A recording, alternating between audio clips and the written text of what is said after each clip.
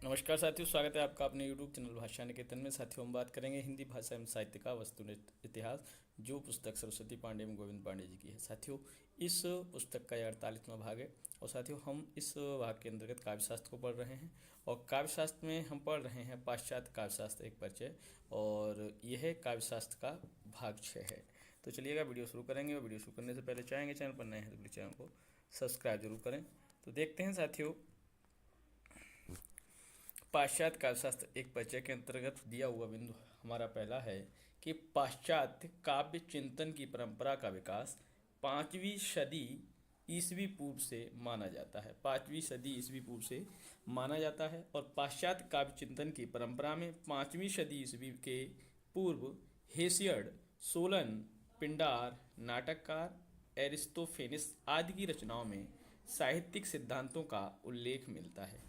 ये सभी जो है ये सभी जो नाम हैं वो पाश्चात्य काव्यशास्त्र के अंतर्गत कहें तो पाश्चात्य या पश्चिमी देशों के कवियों के हैं। एक व्यवस्थित शास्त्र के रूप में पाश्चात्य साहित्यालोचन की पहली झलक प्लेटो 427 से 347 ईस्वी पूर्व के इओन नामक संवाद में मिलती है। संवाद का नाम क्या है? इओन नामक संवाद में मिलती है। अब हम बात करेंगे प्लेटो का संक्षिप्त जीवन व्रत निम्नांकित है। प्लेटो का, ठीक है। जन्म मृत्यु 427 जन्म है, 347 मृत्यु है। जन्म स्थान एथेंस है। मूल नाम इनका अरिस्टोक्लीस है। अरिस्टोक्लीस। गुरु प्रदत्त नाम है प्लातोन। गुरु प्रदत्त नाम क्या है? प्लातोन। और अरबी फारसी नाम है इनका अफलातून। अरबी फारसी नाम अफलातून। अंग्रेजी नाम है प्लेटो। प्लेटो प्रत्ययवादी या आत्मवादी दार्शनिक था। इसके दर्शन के मुख्य विषय निम्नलिखित हैं। कौन कौन से हैं? प्रत्यय सिद्धांत, आदर्श राज्य, आत्मा की अमरत्व सिद्धि, सृष्टि शास्त्र और ज्ञान मीमांसा। प्लेटो के प्रत्यय सिद्धांत के अनुसार प्रत्यय या विचार की चरम सत्य है ना? क्या कह रहे हैं? प्लेटो के प्रत्यय सिद्धांत के अनुसार ही प्रत्यय या विचार ही चरम सत्य है, वह शाश्वत है और अखंड है तथा ईश्वर का सृष्टा क्रिएटर है। यह वस्तु जगत प्रत्यय का अनुकरण है तथा कला जगत वस्तु जगत का अनुकरण है।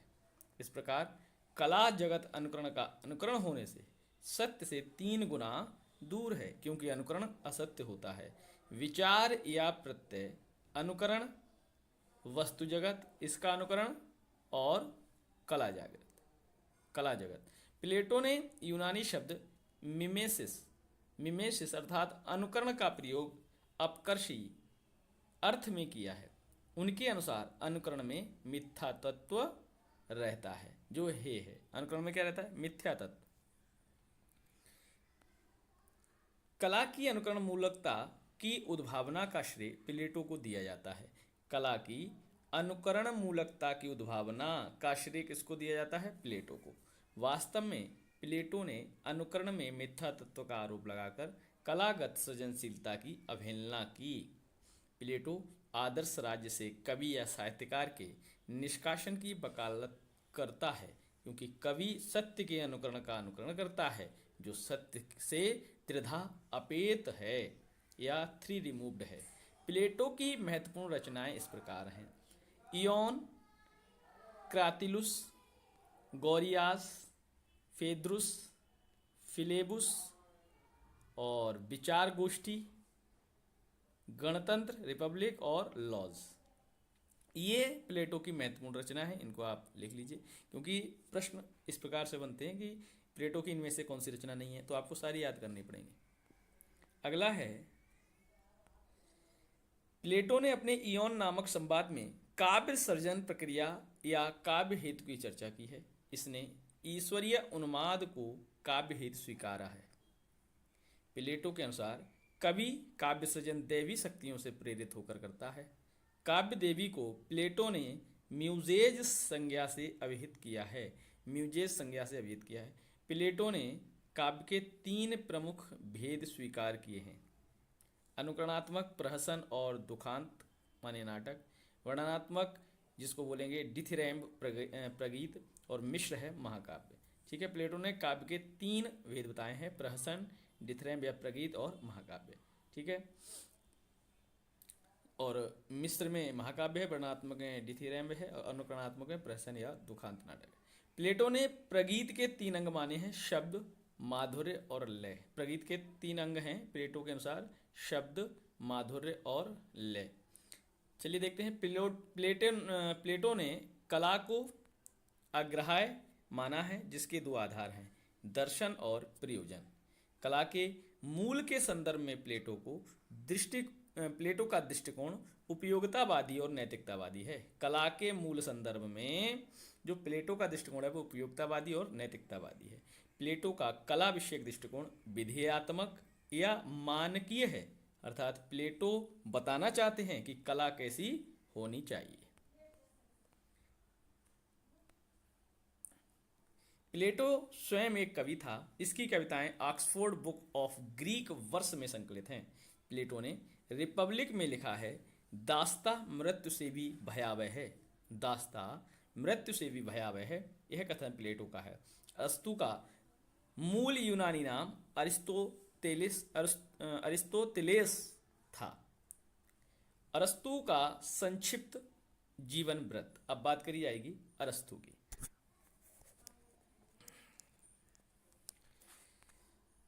अरस्तु का जन्म 384 ईसा पूर्व और मृत्यु 322 ईसा पूर्व हुई है। जन्म स्थान मकदूनिया। पत्नी वीथियास। शिष्य था प्लेटो। प्लेटो का शिष्य था अरस्तु और गुरु था सिकंदर का। गुरु किसका था? सिकंदर। अरस्तु ने पूर्ण ज्ञान की परिभाषा दी थी, ज्ञान की सभी शाखाओं में अबाध गति। ज्ञान की सभी शाखाओं में अबाध गति। अरस्तु के ग्रंथों की संख्या 400 बताई जाती है। अरस्तु के ग्रंथों की संख्या 400 बताई जाती है, जिनमें सर्व प्रमुख 3 हैं। संख्या तो 400 है ग्रंथों की, प्रमुख 3 हैं। कौन कौन से? पेरीपोइतिकेस काव्यशास्त्र है, काव्य के मौलिक सिद्धांतों का विवेचन।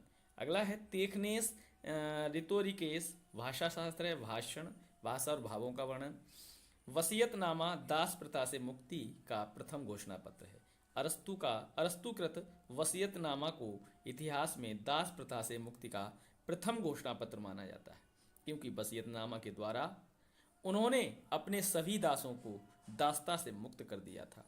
अरस्तु ने पेरीपोइतिकेस की रचना अनुमान था 330 ईस्वी पूर्व के आसपास की। इस कृति का संक्षिप्त परिचय निम्नवत है। देखिए, यूनानी नाम पेरीपोइतिकेस, अध्याय एवं पृष्ठ 26 व 50। प्रथम अंग्रेजी अनुवाद टी विंस्टेनली ऑन पोएटिक्स 1780। अरस्तु ने किसी वस्तु को ठीक से समझने के लिए घड़ा निर्माण की प्रक्रिया के उदाहरण द्वारा 4 बातों पर ध्यान देना आवश्यक बताया, जिसे निम्न ढंग से दर्शाया जा सकता है। प्रयोजन, उपादानकरण, निमित्तीकरण और तत्व। प्रयोजन जल, उपादानकरण में मिट्टी, निमित्तीकरण आपका कुम्हारा या चाक और तत्व घड़ा। अरस्तु के काव्यशास्त्र में अध्याय अनुसार निरूपित विषयों की तालिका इस प्रकार है। देखिए, 1 से 5 अध्याय तक अनुकरणात्मक काव्य के रूप में त्रासदी मानी ट्रेजेडी, महाकाव्य एपिक तथा प्रहसन कॉमेडी का विवेचन तथा माध्यम, विषय एवं पद्धति के आधार पर इनका पारस्परिक भेद किया है।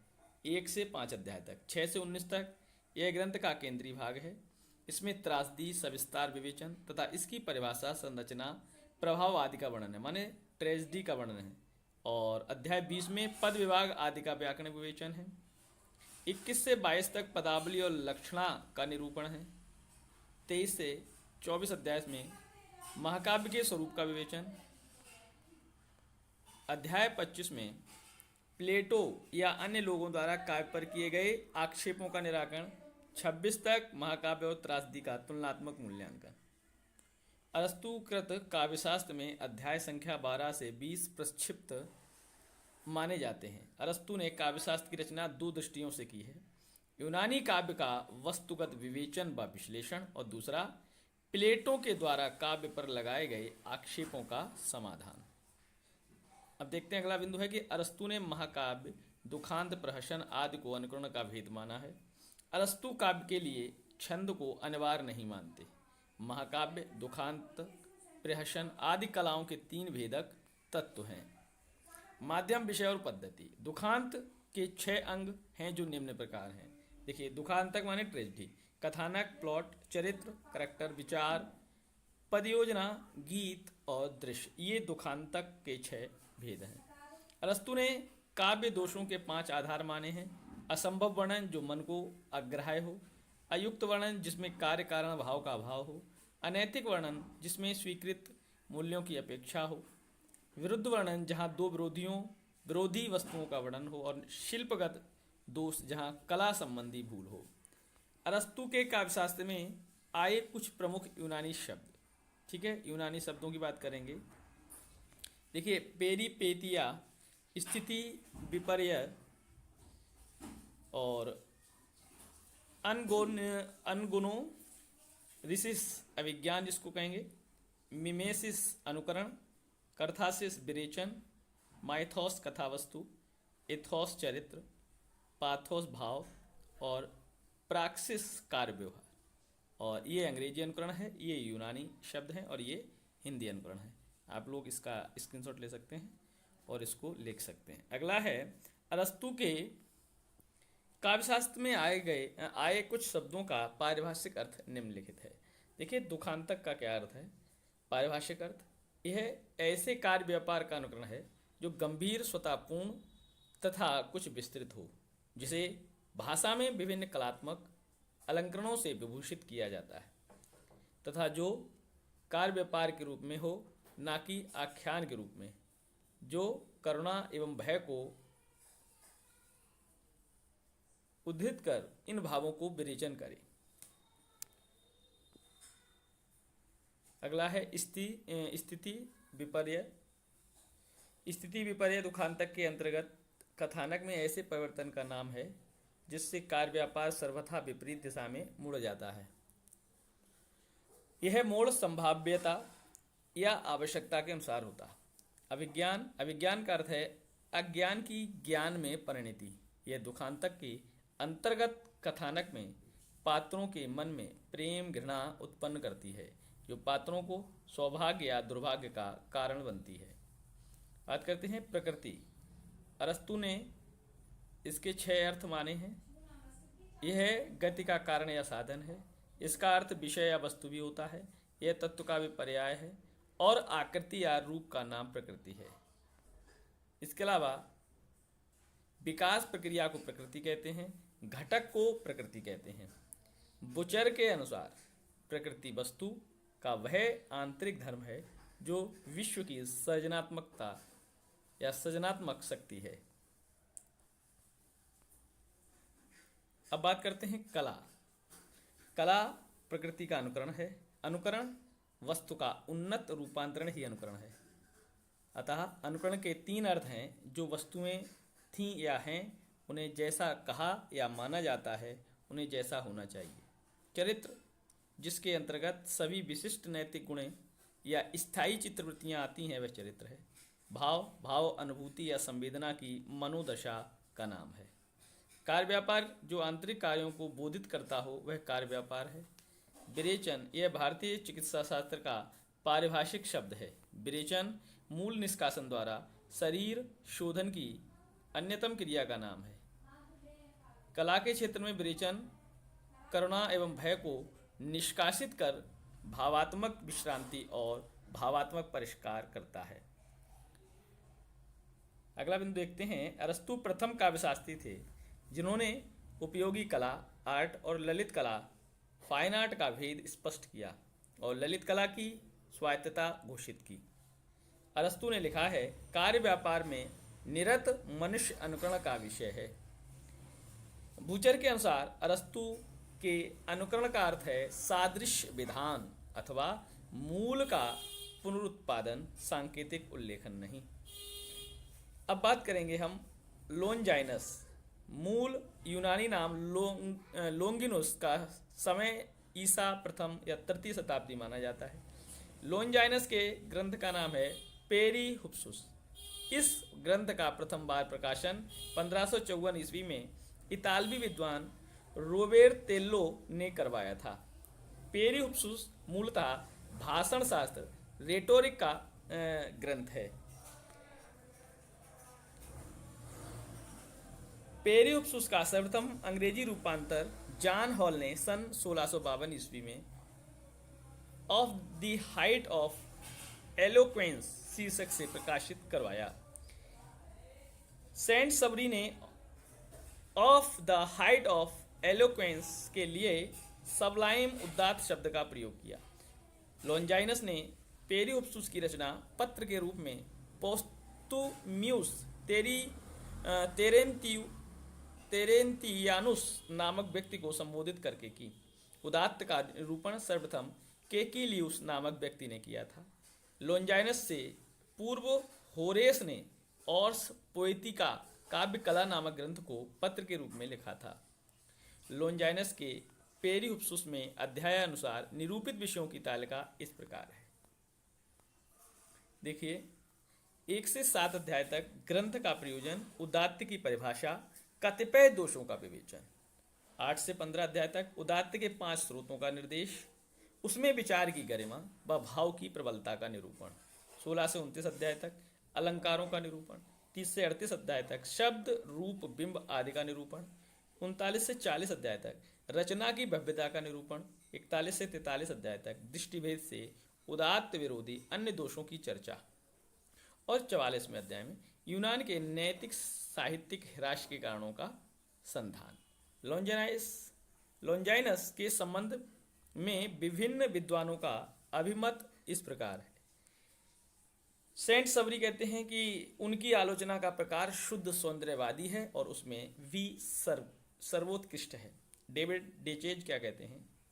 उदात्त प्रथम भावात्मक साहित्य सिद्धांत है। स्कॉट जेम्स लॉन्जाइनस प्रथम स्वच्छंदतावादी आलोचक हैं और एलन टेट कहते हैं कि लॉन्जाइनस अपूर्ण होते हुए भी प्रथम साहित्यिक आलोचक हैं। बिमसेट एवं क्लिंट कहते हैं कि पेरिप्सूस एक असाधारण लेख है। अब बात करेंगे एम्ब्रम्स साहित्य के उत्तरवर्ती अध्येताओं की दृष्टि में यदि अरस्तु व्यवस्था प्रेमी होरेस सांसारिक और भाषण शास्त्री शूद्र हैं, तो लॉन्जाइनस जीवंत और आधुनिक हैं। पेरिप्सूस में सर्वत्र उत्तम पुरुष का प्रयोग किया गया है। लॉन्जाइनस ने कहा है कि उदात्त महान आत्मा की प्रतिध्वनि है। उदात्त महान आत्मा की प्रतिध्वनि है। लॉन्जाइनस ने उदात्त को परिभाषित करते हुए लिखा, उदात्त अव्यंजन एवं अनिर्वचनीय प्रकर्ष और वैशिष्ट है। लॉन्जाइनस ने उदात्त की उत्पत्ति के लिए प्रतिभा को सर्वाधिक महत्व दिया है। लॉन्जाइनस के अनुसार उदात्त का कार्य अनुनयन नहीं बल्कि सम्मोहन या लोकोत्तर आह्लाद है। लॉन्जाइनस उदात्त के 5 स्रोत मानते हैं। कौन कौन से हैं? महान विचारों की उद्भावना की क्षमता। पहला क्या है? महान विचारों की उद्भावना की क्षमता। और दूसरा है प्रबल एवं अंतः प्रेरित भाव। तीसरा है अलंकारों, विचार अलंकार या शब्द अलंकार का समुचित प्रयोग। भव्य पद योजना, इसमें शब्द चयन, बिंब विधान और शैलीगत परिष्कार अनुभूत है। रचना की गरिमा और उत्कर्ष का समुचित प्रभाव। लॉन्जाइनस उदात्त के 3 अवरोधक मानते हैं: शब्दाडंबर और बालिशता और भावाडंबर। और भावाडंबर में आपका अस्थानस्थ, अनपेक्षित और अनुचित भावातिरेक भावांडर हैं। बात करेंगे जॉन ड्राइडन, कवि एवं नाटककार थे। इनकी प्रमुख कृति है ऑफ ड्रामेटी पोएजी, नाट्य काव्य है 1668 ईस्वी का। ड्रामेट पोएजी। जॉन ड्राइडन को आधुनिक अंग्रेजी गद्य और आलोचना दोनों का जनक माना जाता है। ड्राइडन ने ऑफ ड्रामेटिक पोएजी की रचना निबंध शैली में की, जिसमें एक पात्र निएंडर नया आदमी की भूमिका में ड्राइडन स्वयं उपस्थित हैं। ड्राइडन ने नाटक को मानव प्रकृति का यथातथ्य और जीवंत प्रतिबिंब माना है। ड्राइडन ने साहित्य के 2 प्रयोजन आनंद और शिक्षा पर देते हुए कविता का मुख्य उद्देश्य आनंद है। आनंद के माध्यम से शिक्षा को कविता का साध्य माना जा सकता है। ड्राइडन ने काव्य सृजन में प्रतिभा को सर्वाधिक महत्व देते हुए लिखा है, उचित प्रतिभा प्रकृति का वरदान है। उचित प्रतिभा प्रकृति का वरदान है।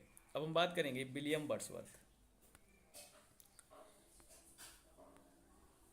विलियम वर्ड्सवर्थ का संक्षिप्त जीवन वृत्त इस प्रकार है। जन्म है 1770 ईस्वी और मृत्यु है 1850 ईस्वी। जन्म स्थान इंग्लैंड। उपाधि पोएट लॉरिएट, मित्र कोलरिज और अंतिम संग्रह द प्रील्यूड। वर्ड्सवर्थ का प्रथम काव्य संग्रह in evening walk and descriptive sketches सन 1793 ईस्वी में प्रकाशित हुआ। वर्ड्सवर्थ 1795 ईस्वी में कोलरिज के मित्र बने तथा उनके ही सहलेखन में लिरिकल वैलेट्स नामक कविताओं का प्रथम संस्करण 1798 ईस्वी में प्रकाशित करवाया। लिरिकल वैलेट्स बहुत ही पूछी जाने वाली रचना है। लिरिकल वैलेट्स को स्वच्छंदतावादी काव्य आंदोलन का घोषणा पत्र माना जाता है। स्वच्छंदतावादी काव्य आंदोलन का घोषणा पत्र लिरिकल वैलेट्स। लिरिकल वैलेट्स के 4 संस्करण प्रकाशित हुए और उसकी भूमिका को वर्ड्सवर्थ की आलोचना का मूल माना जाता है, जो निम्न है। 4 संस्करण इस प्रकार हैं। पहला संस्करण 1798 ईस्वी में, भूमिका शीर्षक है एडवर्टाइजमेंट या एडवर्टीजमेंट। द्वितीय संस्करण 1800 का है, प्रीफेस। तृतीय है 1802 का प्रीफेस और चतुर्थ है 1815 ईस्वी का प्रीफेस। वर्ड्सवर्थ ने कविता को परिभाषित करते हुए लिखा है, कविता प्रबल भावों का सहज उच्छलन है। वर्ड्सवर्थ ने काव्य भाषा के संबंध में 3 मान्यताएं प्रस्तुत की हैं। वर्ड्सवर्थ ने काव्य भाषा के संबंध में 3 मान्यताएं कौन सी दी हैं? पहली है, काव्य में ग्रामीणों की दैनिक बोलचाल की भाषा का प्रयोग होना चाहिए। काव्य और गद्य की भाषा में कोई तात्विक भेद नहीं है। प्राचीन कवियों का भावोद्बोध जितना सहज था, उनकी भाषा उतनी ही सरल थी। भाषा में कृत्रिमता और आडंबरवाद के कवियों की देन है। वर्ड्सवर्थ का यह भी मानना है कि काव्य और गद्य में अंतर केवल छंद के कारण होता है। बात है अगली सैमुअल टेलर कोलरिज। तो साथियों, हम सैमुअल टेलर कोलरिज पर कल अगली वीडियो में बात करेंगे साथियों। तो वीडियो कैसा लगा कमेंट सेक्शन में लिखिएगा और वीडियो को लाइक करें, शेयर करें। इसके अलावा टेलीग्राम चैनल से जुड़ने के लिए डिस्क्रिप्शन में लिंक है, वहाँ से आप जुड़ सकते हैं। तो फिर मिलेंगे अगली वीडियो में, तब तक के लिए नमस्कार।